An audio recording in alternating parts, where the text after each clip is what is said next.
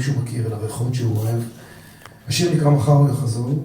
במשך 1942 יום, בכל הופעה שהייתה לי, והמון הופעות גם כאן בקפה ביאליק, תמיד הייתי מקדיש את השיר לגלעד שליט, בלי שום קשר לנושא שלו, אלא בגלל השם שלו.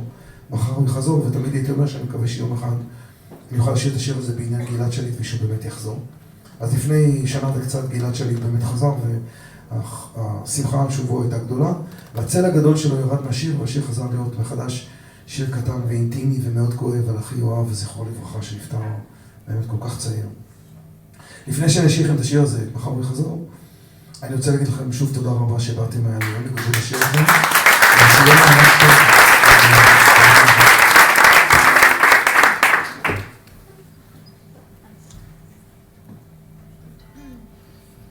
עכשיו הכל נרגע, כל הטור המיוגע, משתחרר מהחגור, מתקלף מהמדים. רחוק בערפל, איזה כלב מיילל, ומעבר לגבעות, קו האופק מאדים. עמוד האוהל נע, שם עמוק בשק שינה, הוא שוכב עיניו פקוחות, מקשיב לבוקר שנאור. יש שקט באוויר, הוא חושב קולות של עיר, ומחר הוא יחזור.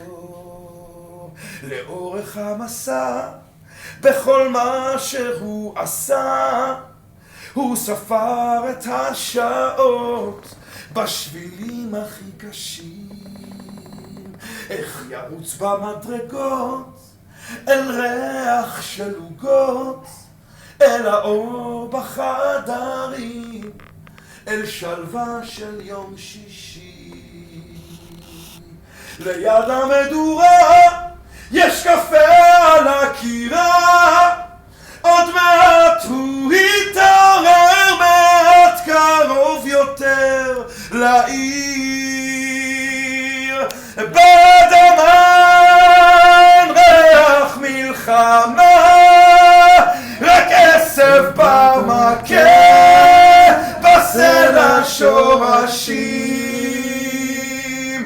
מעליו טיפות רכות של סתיו, הכל ממשיך לנוע, מסודר וממשי. היא בטח ישנה באותה דירה קטנה ששחו ליד הים, כשהכל ממש התחיל. אולי היא לאיתה מתעוררת במיטה, או יוצאת אל הרחוב, אבודה בתוך מעיל. ואם היא רק תרצה, הוא יסביר, היא תתרצה, ואולי אם הוא יופיע בדלתה, יהיה כמו אז. בדמן ריח מלחמה, רק עשב במכה, בסלע שורשים, מעליו טיפות רכות של סתיו, הכל ממשיך לנוע, מסודר וממשי. עכשיו הכל נרגע, יד באוהל בו נגע, הוא נאור בבת אחת, קם אל תוך ההמולה.